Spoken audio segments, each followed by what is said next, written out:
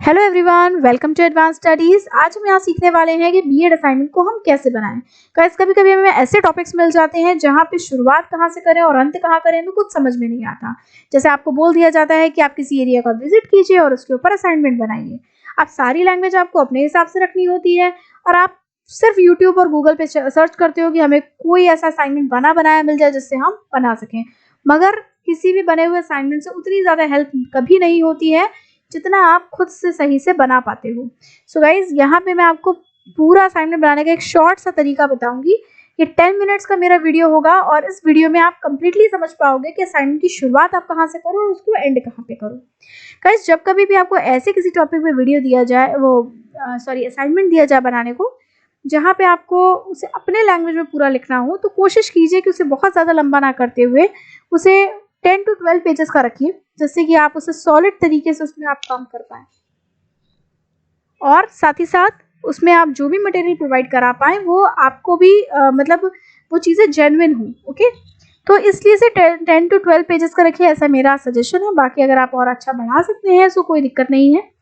इसके बाद अगर हम बात करें स्टार्टिंग के 3 पेजेस की, देखिए जब भी हम कभी कोई भी असाइनमेंट की शुरुआत करते हैं तो उसमें स्टार्टिंग के 3 पेजेस हमको अलग से देने पड़ते हैं, जिसमें हमारा एक कवर पेज आ जाता है, एक आपका इंडेक्स आ जाता है और एक आपका टॉपिक का नेम आ जाता है, जिसमें आपको सिर्फ अपने टॉपिक का नेम लिखना होता है।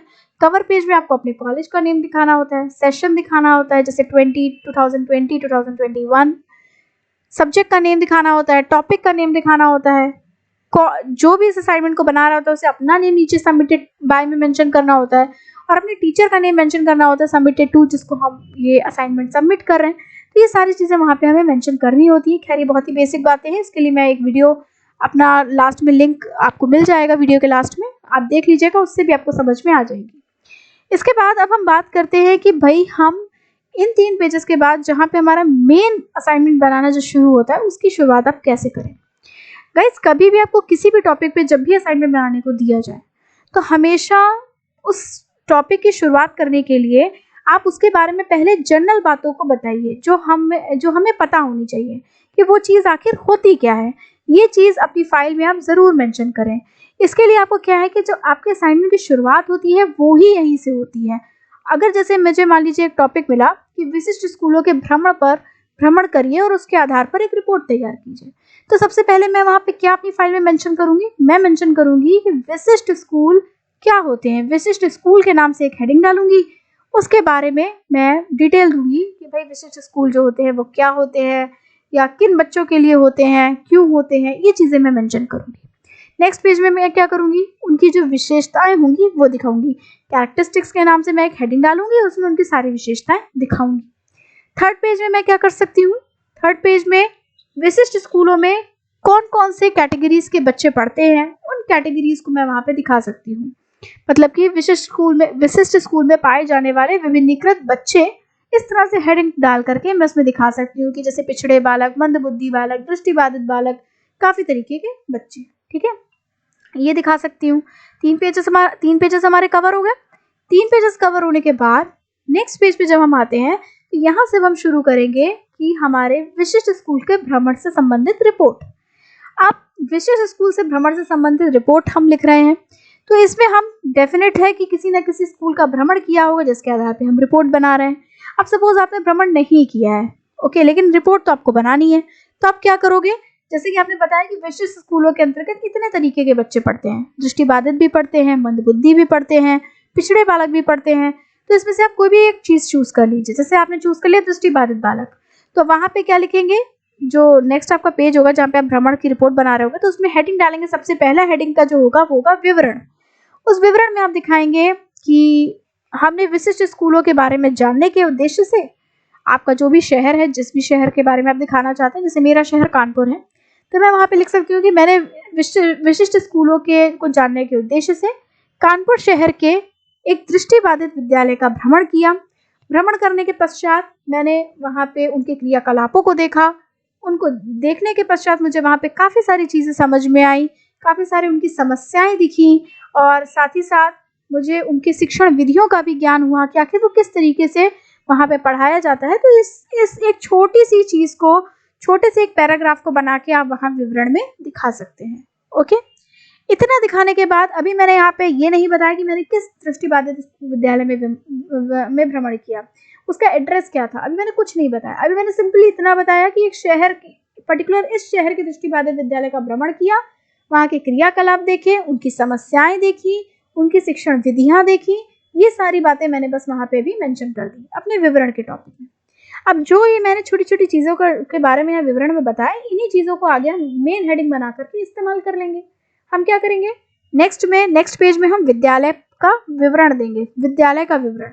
विद्यालय के विवरण में हम हेडिंग डालेंगे विद्यालय का नाम, सिर्फ नाम लिख देंगे, विद्यालय का पता लिख देंगे, विद्यालय के प्रधानाचार्य का नाम, उनका नाम लिख देंगे, विद्यालय में शिक्षकों की संख्या वो लिख देंगे, बालकों की विद्यार्थियों की संख्या वो लिख देंगे, कमरों की संख्या, प्लेग्राउंड की संख्या, लाइब्रेरी से संबंधित कोई भी चीज वो लिख देंगे।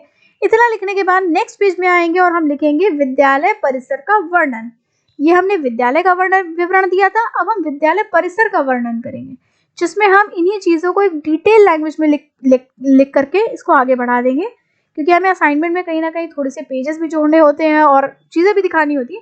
तो डिटेल में दिखाएंगे कि हम इस क्षेत्र के इस विद्यालय में गए, वहाँ पे हमने देखा कि वहाँ पे दृष्टिबाधित बच्चे थे और साथ ही साथ वहाँ पे इतने रूम थे, एक क्लास में कम से कम 40 बच्चे थे और 40 बच्चों के ऊपर एक टीचर था और वो उन्हें पढ़ा रहा था।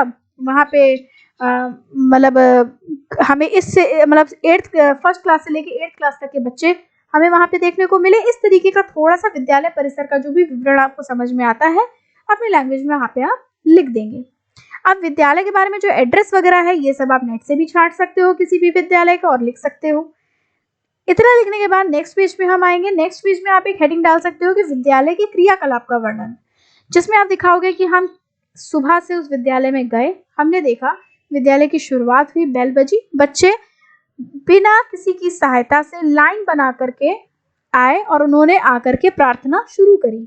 प्रार्थना शुरू करने के बाद, प्रार्थना होने के बाद वो अपनी क्लास में गए, टीचर गए, उन टीचर्स ने उन्हें पढ़ाया। पढ़ाने के दौरान हमने देखा कि वो ब्रेल लिपि का इस्तेमाल कर रहे थे। ठीक है, ब्रेल लिपि का इस्तेमाल कर रहे थे, ये बातें आप वहाँ डाल सकते हो। इसके साथ में आप डाल सकते हो कि जैसे कि फिर बच्चे इंटरवल हुआ तो बच्चे इंटरवल में अपने हाथ बिना किसी की सहायता से लाइन बना करके गए, हाथ धो के आए, फिर उन्होंने खाना खाया। इस तरीके से थोड़ा सा डिस्क्रिप्शन टाइप का आप दिखा सकते हो, इमेजिनरी डिस्क्रिप्शन, जो आप खुद सोचो कि अगर आप कहीं जाओगे सुबह से शाम तक रहोगे तो वहाँ पे आपको क्या क्या चीज़ें दिख सकती हैं, ऐसा सोच करके आप वहाँ पे उन चीज़ों को लिख सकते हो। फिर इसके बाद नेक्स्ट पेज में हम आए। नेक्स्ट पेज में आने के बाद हमने लिखा कि विद्यालय की समस्याएं, क्योंकि हमें अगर भ्रमण करने को कहीं भी दिया गया है तो डेफिनेट बात है कि हम वहाँ पे क्या देखेंगे, वहाँ जाएंगे तो सिर्फ ये क्रियाकलाप ही नहीं देखते रहेंगे, वहाँ क्या प्रॉब्लम्स हैं हम उनको भी देखेंगे। अब हमने लिखा विद्यालय की समस्याएं। अब आप कहोगे कि मैडम हमें ये तो समझ में ही नहीं आएगा क्योंकि क्या समस्याएं होती होंगी, इतने बड़े तो इमेजिनर है नहीं। तो यहाँ पे मेरा आपके लिए आंसर ये है कि भाई आप थोड़ा सा अपनी बुक्स को उठाएं, दृष्टिबाधित विद्यालयों के बारे में जहाँ कहीं भी लिखा हो वहाँ पे देखें, या फिर नेट पे जाके देखें कि दृष्टिबाधित बच्चे जो होते हैं उनको स्कूलों में क्या समस्याएं आती है पढ़ाई के दौरान। जो समस्याएं आपको लिखे वो समस्याएं आप वहाँ पे लिख दें और बता दें कि हमने विजिट के दौरान देखा बच्चों को ये समस्याएं आ रही थी। अब समस्याओं के बाद अगली हेडिंग नेक्स्ट पेज में आप ले सकते हैं समस्याओं का निदान। इन समस्याओं का क्या क्या निदान हो सकता है, तो उसको आप देखिए कि दृष्टिबाधित बच्चों की जो भी समस्याएं होती हैं उनका निदान हम कैसे कर सकते हैं, जैसे ब्रेल लिपि का प्रयोग करके एक समस्या का समाधान है। ठीक है, तो इस तरीके का आप निदान दिखा सकते हैं। और इसके बाद बहुत ज़्यादा इसको लंबा करने की जरूरत नहीं है, लास्ट में दिखा दें समीक्षा, और समीक्षा में लिख दें कि हमने स्कूल का भ्रमण किया, भ्रमण के पश्चात हमने देखा कि बच्चे वहाँ पे मतलब हमें पाया कि बच्चे बहुत स्वतंत्र तरीके से बिना किसी झिझक के आपस में साथ में पढ़ रहे थे, ये देख के हमें बहुत अच्छा लगा। हमने वहाँ कुछ समस्याएं भी देखी जिसका हमें समझ में आया कि इनका किस तरह से समाधान किया जा सकता है। और इन्हीं सब बातों के साथ अपनी वाणी को विराम देते हुए आप इस असाइनमेंट को ख़त्म करें। तो मेरा शॉर्ट सा कहना ये है, असाइनमेंट को बहुत लंबा करने की ऐसे में ज़रूरत नहीं होती है। असाइनमेंट में टू द पॉइंट कुछ पर्टिकुलर पॉइंट्स दिखाइए जिसमें उनको खुद समझ में आए, टीचर को भी, कि हाँ भाई आपने भ्रमण किया है, भ्रमण से रिलेटेड अंदरूनी कुछ बातें आपने यहाँ पे बहुत अच्छे से डिटेल में मेंशन की है और आपका जो भी टॉपिक है वो अच्छे से बन पाए। यहाँ पे आपको हेडिंग बनाने में कोई समस्या नहीं आएगी, बस आपको थोड़ा सा सोचना है कि हम एक स्टेप आगे कैसे बढ़े। और हर चीज़ ज़रूरी नहीं होती कि आप हर चीज़ अपनी लैंग्वेज में ही वहाँ बना के लिखोगे, थोड़ा तो आपको करना पड़ेगा। बाकी जैसे समस्याएं हुई कि दृष्टिबाधितों की समस्याएं क्या है, तो उनको भाई आप नेट से सर्च कर लो, उनके निदान नेट से सर्च कर लो, आपको मिल जाएगा।